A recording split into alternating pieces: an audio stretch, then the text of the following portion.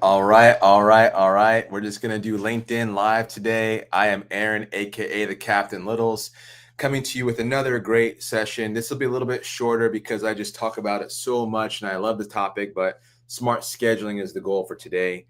Again, if you're in the staffing industry, you have to schedule your workers for a full-time job, or if it's a part-time job or a fractional shift or whatever the case may be, you need scheduling tools. We're going to talk about a few of the high-level tools, and uh, it's one of those things where you can see, and if you're in the healthcare staffing industry for the last, I don't know, eight or so years, the rise, fall, and then kind of bounce back of the on-demand model.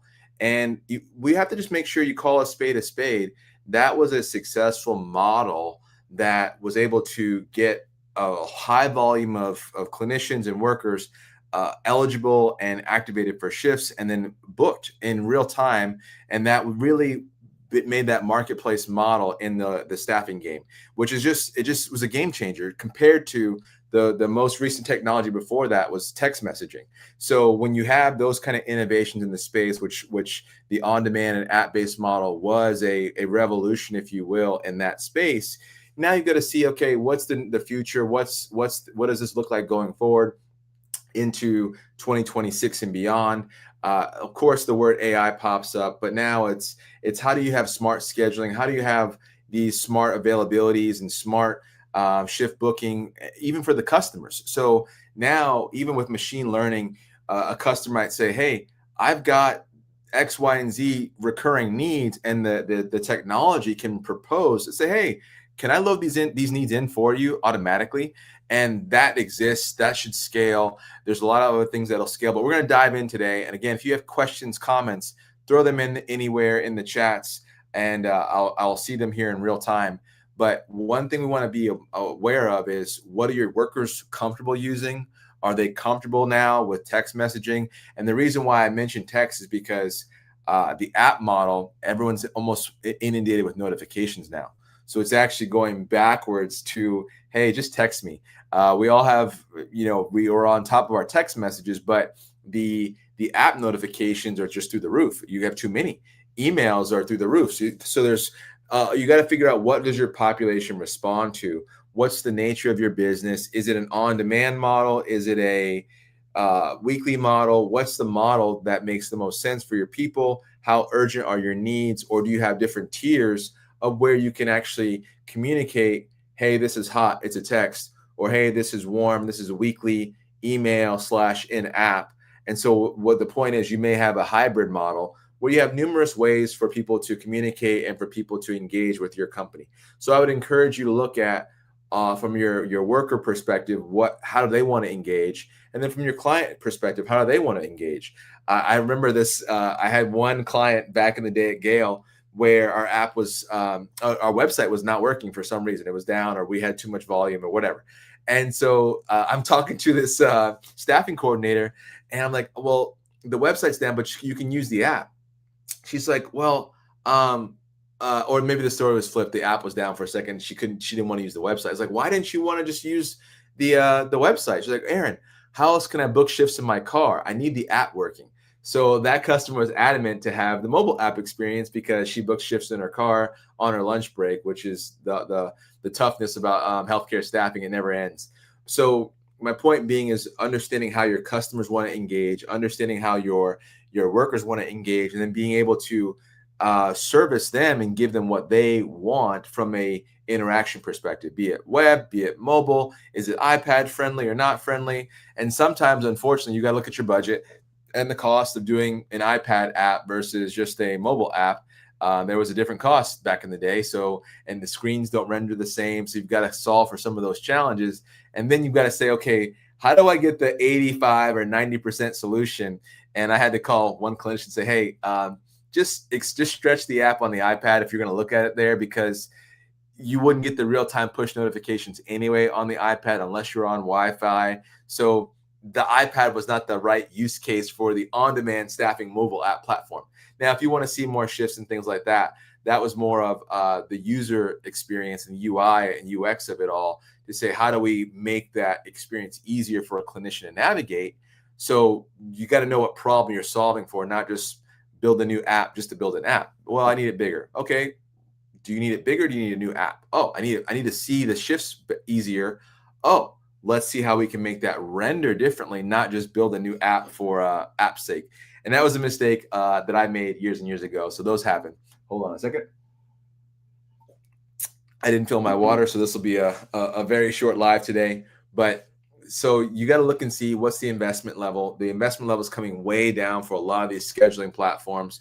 I would still make sure you have a platform that's at least tailored enough for your industry. Some people are using apps that are just super cheap, but they're not really made for your industry. They don't really solve the problem.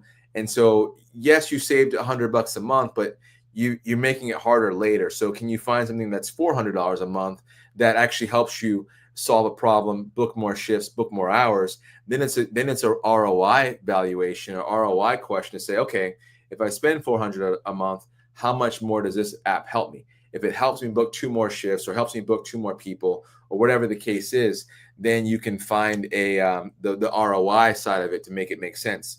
And from a scheduling perspective, I think there's more than just the on-demand folks that need an app. I think that there's a value added even in the career portal, people saying, I'm looking for a full-time opportunity.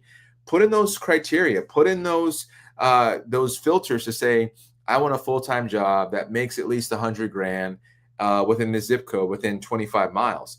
And so there could be a model where you get a push notification for those opportunities to be top of mind, even from your ATS, if you have an applicant tracking system. So I think it's okay to still have those because people are always looking for jobs. The value add comes in if you build in your mobile app technology some sort of reason to come back. And here's an article about how to prepare your resume, or here's an article about interview prep, or here's a module about some other thing that helps add value to your career path. Then people can be engaging on your platform outside of just booking a job. So booking a job came after we've done all the hard work of onboarding, telling the vision, telling the mission, talking about patient care in the Gale example. And now we're just going to send you a bunch of shifts. But if you have a different model where it's more long-term temp or perm placement, you can share more about your company. You can share more about your mission, vision, goals, and what you're trying to accomplish. And then that can be the content that needs to be there to add value from a day-to-day perspective. And so that's where people can be able to, see your comments and see your posts and engage with them. So I'm just double checking LinkedIn. I see comments starting to come in here. Let me just see what's going on. Your mobile app technology, Oh, any thoughts or experience with the newer AI generated apps like Base 4? Okay, so I was using Replit. I haven't used Base 44 yet, but I'll have to check about that in my research time. So here's the thing about AI apps. I'm all for it. I think even as an MVP, as a prototype, go generate revenue. I'm on that sales side to say, how do we generate more revenue?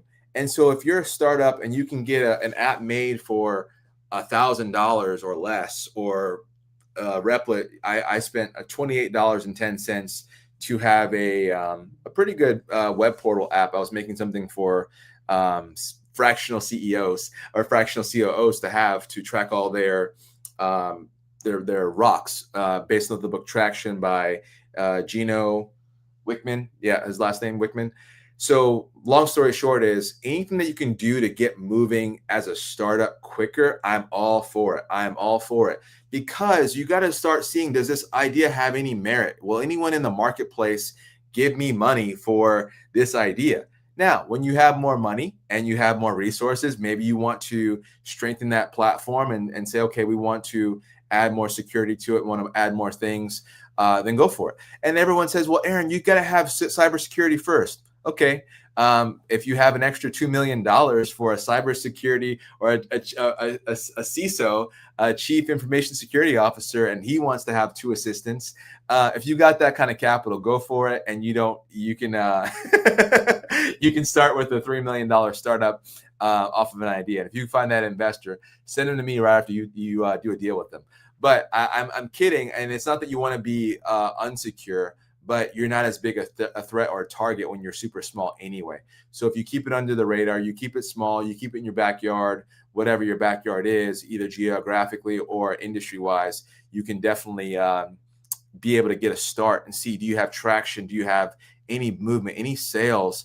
And then you can always add more features and bells and whistles. I personally spent hundreds of thousands of dollars on apps that we didn't need and that we could have just used a spreadsheet and maybe a couple slideshows to sell and see if there was any interest before spending all that money in development. So I will have to check out Base 44. I'm going to write that down. So thanks, Davis, for the comment. Thank you for jumping on. If you have comments, they're not popping right over to what am I on StreamYard, but I can see them now on my LinkedIn portal here. I'm just going to refresh it really quickly and see if there's any other comments that came in for this. All right, perfect. So Davis gets a thought, a ones up there. But these scheduling softwares are getting cheaper and cheaper and cheaper, and the quality is actually still there. So it's not even a trade-off of is it high quality or not high quality. I'm seeing quality products that are out there at a fraction of a cost. And the only thing that you're talking about is, you know, as you get bigger, will it stand up to maybe some more scrutiny of a SOC 2 compliant or SOC compliance and all those different things? Okay, I got it. But if you are a startup like most startups that have no money, then you start where you start, and you always can grow it and build on and add from there. If you can get, you know, like I said, $3 million of funding to pre-seed and pre-revenue, then sure, build whatever you want to build. I just know that you may not have to, just to get proof of concept, just to get customers signed up and on a wait list. Then you can actually go to development teams and companies and say, how much will it cost to actually build this with all the right compliance bells and whistles, and then go from there. So great comment on that one. I'm going to just say, we talked a little bit about the on-demand folks and that, you know, healthcare space that's always rapid pace, rapid movement. Let's say you just need to know it's less on demand. You know, there's nothing wrong with low code, no code for even a Google Calendar. I was talking about a project today where we're going to hire a fractional therapist to work around Orlando. I'm going to get him a Tesla, just a company car. I'm going to wrap it orange. And but then they're going to have their set calendar each day at one of these clinics that they're going to work at. And they're a full-time 40-hour person working wherever I need them to work. So there's all kinds of different things that are out there now that you don't have to spend $1 million or $2 million to build something. But I want to encourage you to get out there, break some eggs. If you need help, message me, direct DM me, and be engaged and ask questions and get help to say, hey, what do I need? I'll ask, what can you afford? And then if you say, I don't have any money, okay, fine, do it this way. Or if I have $3 million, oh, do it this way and call this guy. And I have a company for all those things. So I'm jumping off today, but thanks for the comments. Thanks for engagement. If you have more questions, DM me. I have a few more Tuesday sessions, Thursday sessions coming in the rest of September. And happy to jump on and talk about staffing and all the best practices to grow your business. Thanks so much and have a great Thursday.